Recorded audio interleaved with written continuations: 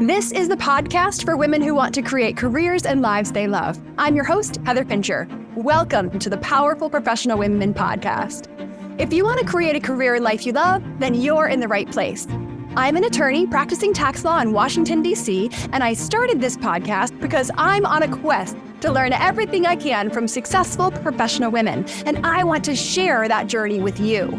I want you to be empowered, informed, and inspired by the women on this podcast because I want us all to win. And every woman's path to success is her own. So take what works for you and set aside the rest. I'm thrilled to have Gloria Larson on the podcast today in front of a live audience to tell her story and provide actionable insights on optimism. Gloria is a Boston business leader, respected lawyer, and public policy expert. And for over a decade, she served as the first female president of Bentley University. A recipient of numerous awards and honors for qualities like Power 50, Visionary Leader, and Change Agent, Gloria has served as a director on several public company boards and in top leadership positions with the Federal Trade Commission, the Massachusetts governor, and before joining Bentley, she co-chaired the Boston-based law firm Foley Coag's Government Strategies Group as a partner.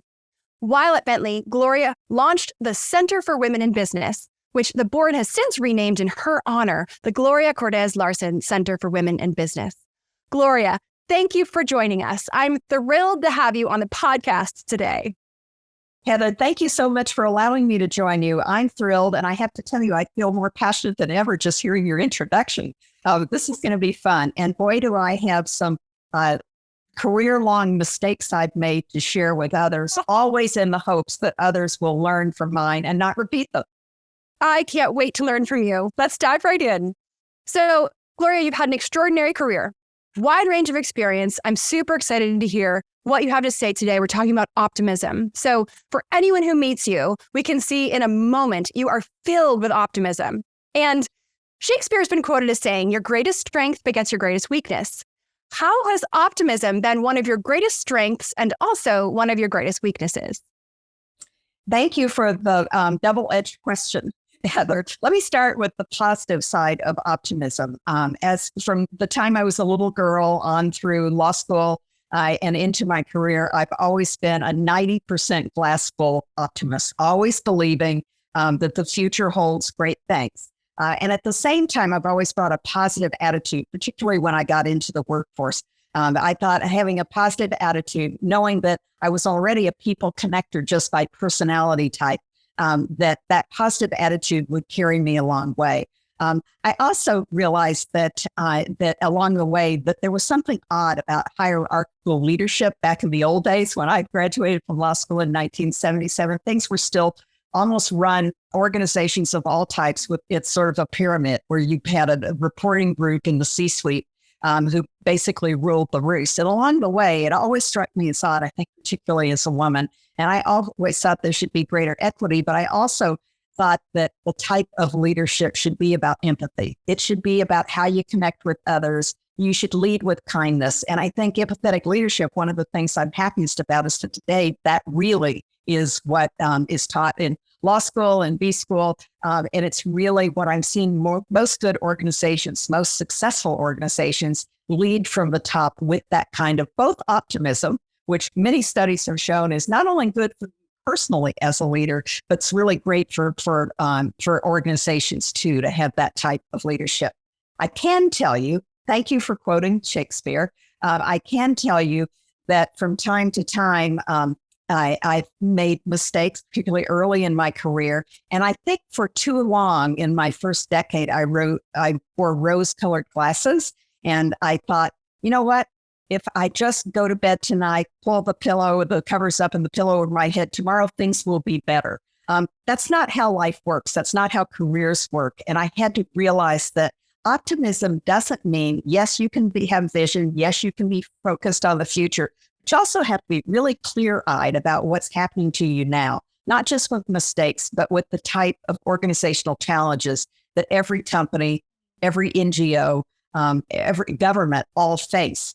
You've got to be clear-eyed about what's realistic today. You've got to use data. You've got to gather the evidence. And then what's great is that optimism helps you as a mindset figure out solutions. I think it's one of my favorite leaders of the organizational world, Adam Grant, who's written many books that include things about confidence and optimism in the workplace. And one of the things he says is that if you don't see the possible, you can't solve problems. So that's where an optimistic mindset helps. But it took me quite a while to figure out that I was going to make a lot of mistakes and that I needed to learn from those and get ahead of those rather than just wishing and hoping they'd go away. Right. Tell us about one of your challenges. What did you face? And then how did you overcome it, Gloria? Well, it took quite a while. I was already in my 40s when I faced what some could consider, your Alamo, because it was so public. I was asked, I had worked for two prior governors, Governor Bill Weld in two cabinet posts, and then later for Governor Cellucci. And when I got to my law firm, Foley Hoag, Governor Cellucci called me and said, I have a job for you. It's a nonprofit role for you. I need you to chair the Convention Center Authority for Massachusetts. We're about to give you over $800 million to build a brand new convention center over in the Seaport. I was thrilled to take the role, particularly when I said, is it going to take much work? I'm a partner, still relatively new in my law firm. And he said, oh, don't worry, you can do this in your sleep. Well, of course, I basically had to turn my law firm practice into a 501c3 for almost a decade because we hit every major roadblock you could ever imagine. We were trying to build the convention center in the wake of the Big Dig, which famously, as those in Greater Boston know, but was known throughout the country, was where we buried the Central Artery Highway and recreated the Greenway and beautiful open spaces. But that project was not only over budget by literally millions and millions and millions of dollars, billions of dollars toward the end, but it also was plagued with lots of fraud and lots of mistrust on the part of the public. So to be building in the wake of that, you would have thought that I would enter in a clear-eyed way. But here's what I did at my very first press conference. I got to the microphone, and after, the introductions, I said, I am so thrilled to chair the Convention Authority and to have this once-in-a-lifetime opportunity to build this $850 million project so needed for our travel and tourism industry on the waterfront. And we are going to be the first major public project in all of New England to be built on time and on budget. Heather, what the hell was I thinking? This is a project that we hadn't even hired an architect yet. And I was just basically raising expectations through the rooftop. And I was raising them in a part of the country that often sees through a lens of a bit of cynicism, and particularly having gone through what the whole area did with the Big Dig. So the media was relentless. Every time I stepped to a microphone, they asked me, are you going to be able to stay on budget and on time? Well, within our first year, we ran into major cost overrun, potential issues. We hadn't even put steel up yet, but we ran into big issues. We had to fire our construction manager within the first 18 months. All these problems were happening, and I was getting buried. You will know that it's a terrible story in the Boston Globe when it's above the fold on the front page, old style newsprint, and they have a bad, grainy photo of you leading. You might as well not even read the story. This was happening to me routinely, and I knew I had to do something. And I dug deep for my past mistakes, and I thought, real-time candor. Why are we allowing the press to feed us this castor oil on a regular basis? Every time I have a problem, why don't I go public with it? And my board was convinced that this would be a great idea. I had an unbelievable team around me with real superstars, and we decided we'll explain every glitch and we'll offer an action plan. And along the way, this is a project that we started, I think we were first in the ground in the late 90s, 98, 99. We didn't open until 2004. So you had this long timeline. Over time, it earned us a lot of credit for, first of all, being candid about our issues. Secondly, coming up with a plan, this sort of clear-eyed view of what the possibles are to fix these problems. And also the ability to start to gain some public acceptance. At one point, there were major members of the legislature leadership who were calling for us to stop the project because they were so worried in the wake of 9/11 that people wouldn't be returning to big scale meetings any longer, that the cost overruns would bury us, and this was just a doomed project. Well, ultimately, in 2004, because we had along the way sort of, come up with ways to deal with our issues very publicly. By the way, that was very painful personally. My law partners were saying, why don't you resign politely? Why don't you, come back to the firm? You're still operating out of your office, but we'd love to have you back actually practicing law with us. And ultimately, though, it was a great story because at the end, we were given a huge amount of credit. We did open on time and on budget.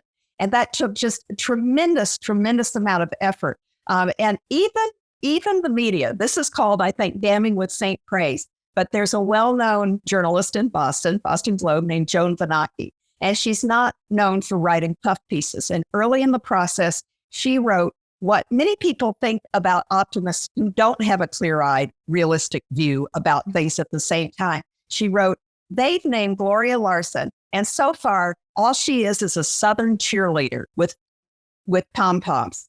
And I don't think that's what we need in Boston to complete this project. And I was horrified. It was, a nightmare to face. At the end of the project, she wrote another column and she said, well, guess what? I was wrong. She is a Southern cheerleader. She does have pom-poms, but they're pom-poms of steel. So I discovered this invaluable lesson about, I call it real-time candor. I'd rather drink my own castor oil and admit something than allow others to be blamed for the mistakes and allow the press to have a concept, and the public generally, and legislators, those funding it, to have a general view that this was a project that was going to be a failure. So we worked hard to make in the end exactly the opposite of that. Wow, Gloria. But it's what's happened without this incredible team, Heather. I mean, it's not right. They went along with this. I think at the time, first of all, my team, my fellow board members were horrified that I'd said we were going to be on budget. That's my first announcement out of the gate. But they worked with me because, I had a powerful developer on the board. I had all travel and tourism people. It was really wonderful. And I think there are so many takeaways here about being a realistic optimist, the mindset that carries you forward. Because think of the positions in the C-suite that so many of your listeners will hold up every type of organization.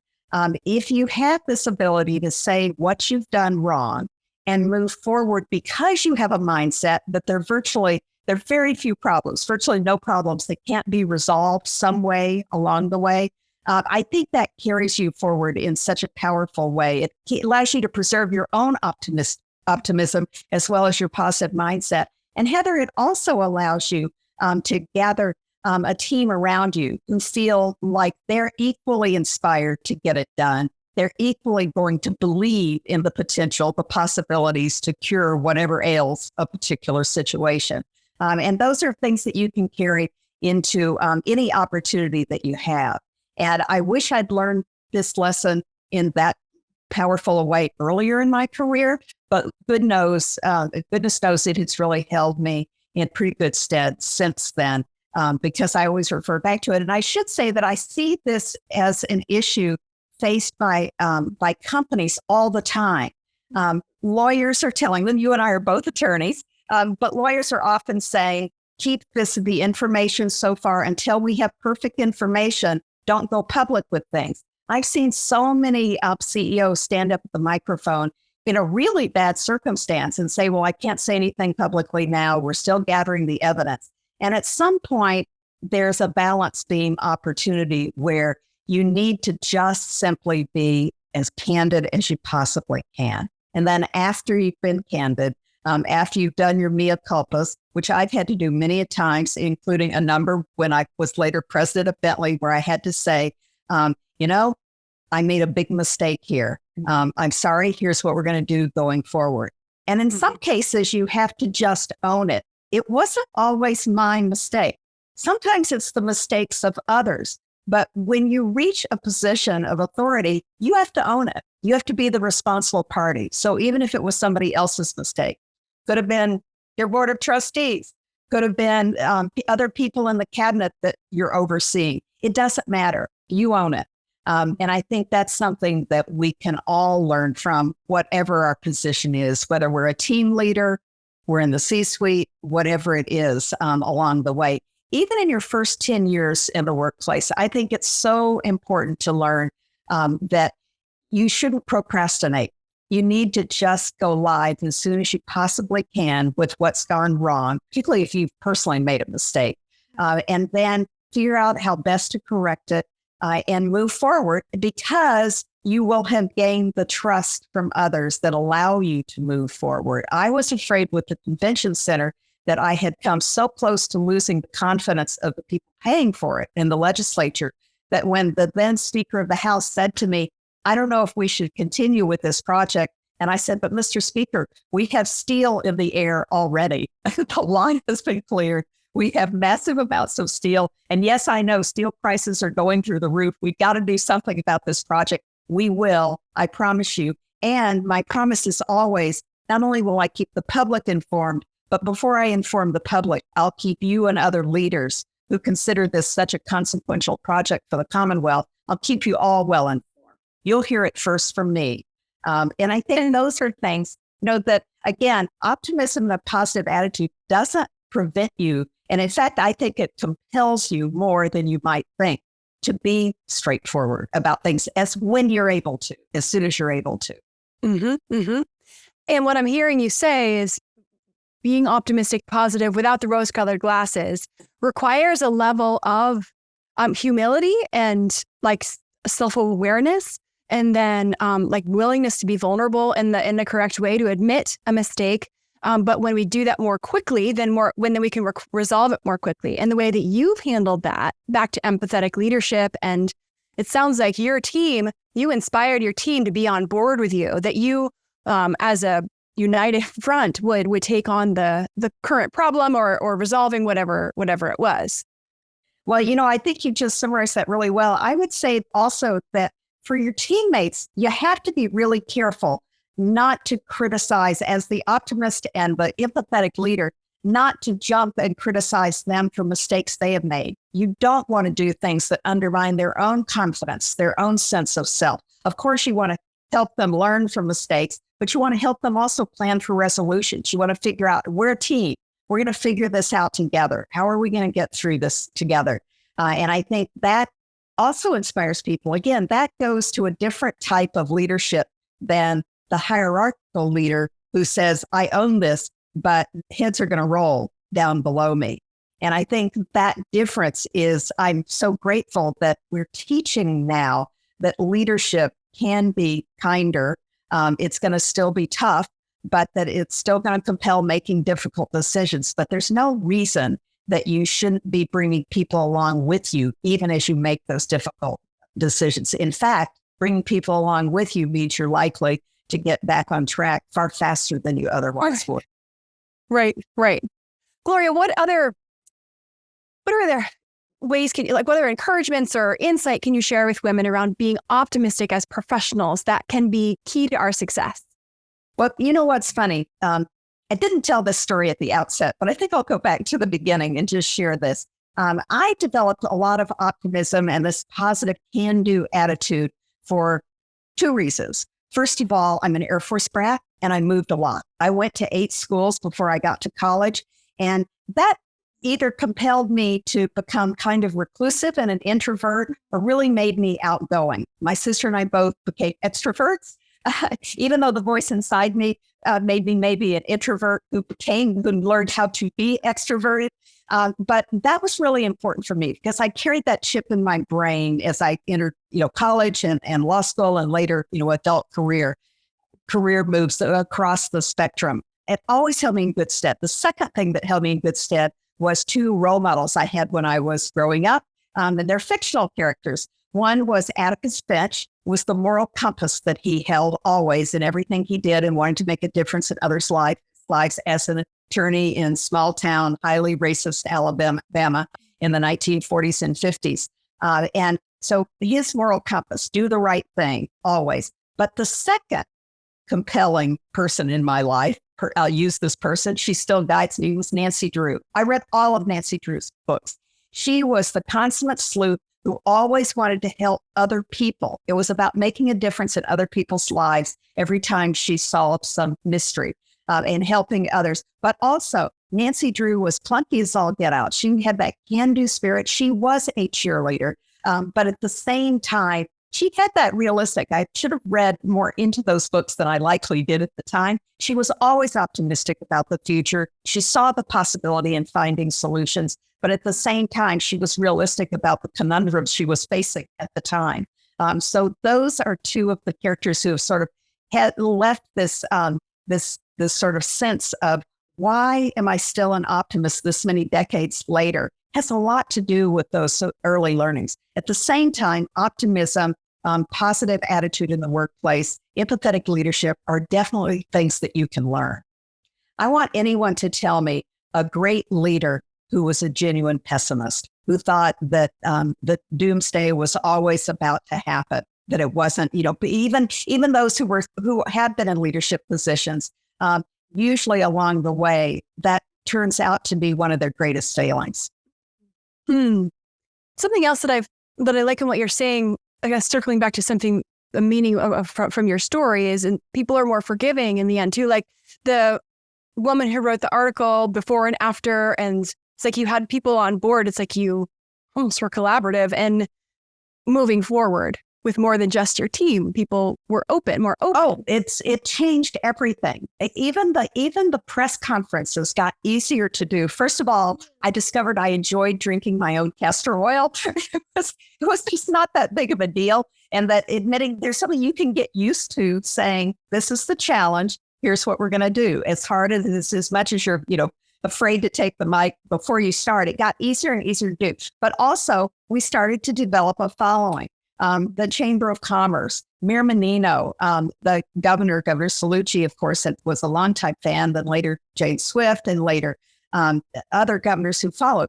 It became something that was widely supported. People saw the possibility, particularly as we cured our problems along the way, and people could see what this looming, amazing structure that was rising on the waterfront, which was going to help galvanize. I mean, that's the other thing. This had so much more import to it. It was travel and tourism, one of our major industry sectors in Massachusetts and New England. At the same time, it was going to galvanize development in the seaport along the waterfront, along with the Moakley Courthouse. Those were the two big public things that were supposed to help bring that together. I almost don't recognize the Boston Seaport anymore. It has turned into, this amazing, fully evolved, fully developed place.